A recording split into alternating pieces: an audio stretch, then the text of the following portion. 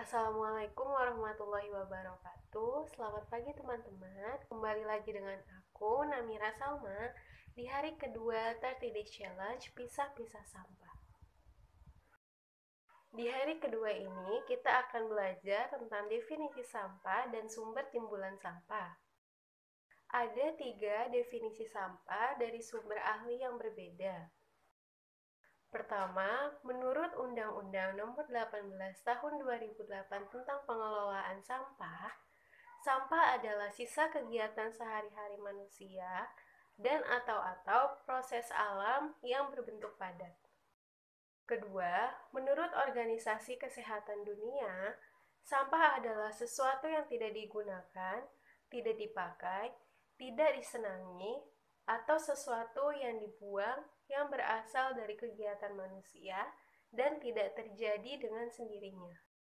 Ketiga, menurut SKSNI, sampah adalah limbah yang bersifat padat yang terdiri dari zat organik dan anorganik yang dianggap tidak berguna lagi dan harus dikelola agar tidak membahayakan dan melindungi investasi pembangunan. Berdasarkan ketiga pengertian tersebut, dapat disimpulkan bahwa sampah adalah sisa kegiatan sehari-hari manusia yang bersifat padat, terdiri dari zat organik dan zat anorganik yang dianggap tidak berguna, tidak dipakai, dan tidak disenangi, sehingga harus dikelola agar tidak membahayakan dan melindungi investasi pembangunan. Materi yang kedua adalah sumber timbulan sampah. Sumber timbulan sampah adalah tempat dihasilkannya sampah atau tempat berasalnya sampah. Sumber timbulan sampah yang pertama adalah sampah dari pemukiman penduduk atau sampah rumah tangga, yaitu sampah yang dihasilkan oleh suatu keluarga di suatu bangunan tempat tinggal.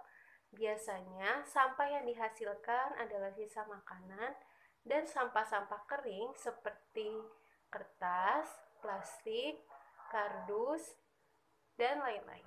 Yang kedua adalah sampah dari tempat umum dan perdagangan. Sampah yang dihasilkan adalah sejenis sampah rumah tangga, namun dihasilkan dari tempat-tempat yang banyak orang berkumpul dan banyak kegiatan, sehingga memiliki potensi yang besar untuk memproduksi sampah dalam jumlah banyak.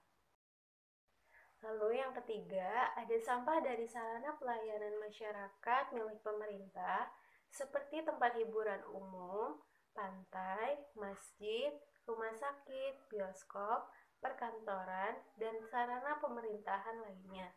Tidak hanya sampah kering dan sampah basah yang dihasilkan, pada tempat-tempat ini juga ditemukan sampah bahan beracun berbahaya yang biasa kita sebut sampah B3. Keempat adalah sampah dari industri yang biasanya dihasilkan oleh pabrik-pabrik dan tempat pendistribusian. Sampah yang dihasilkan dapat berupa sampah basah, sampah kering abu, sisa-sisa bahan makanan, bahan bangunan, dan limbah cair dari sisa pengolahan bahan mentah. Terakhir adalah sampah pertanian, yaitu sampah yang dihasilkan dari tanaman atau binatang daerah pertanian, misalnya sampah dari kebun, sampah dari kandang, sampah dari ladang, atau sampah dari sawah. Sampah yang dihasilkan biasanya berupa sisa-sisa bahan makanan mentah, bahan untuk membuat pupuk, atau bahan untuk pembasmi serangga tanaman. Sampah yang dihasilkan cenderung sampah-sampah yang dapat terurai dengan sendirinya. Nah, materi hari ini sudah selesai. Seperti hari pertama, hari ini ada tantangan juga buat teman-teman. Tadi kan sudah disebutkan, ada berbagai macam sampah. Aku yakin teman-teman sudah tahu kalau sampah-sampah tersebut digolongkan menjadi beberapa jenis. Jadi teman-teman, tantangan hari kedua adalah sebutkan 2 jenis sampah berdasarkan asalnya dan 2 jenis sampah berdasarkan karakter fisiknya. Aku tunggu jawabannya di kolom komentar ya teman-teman. Sampai bertemu di video selanjutnya. Wassalamualaikum warahmatullahi wabarakatuh.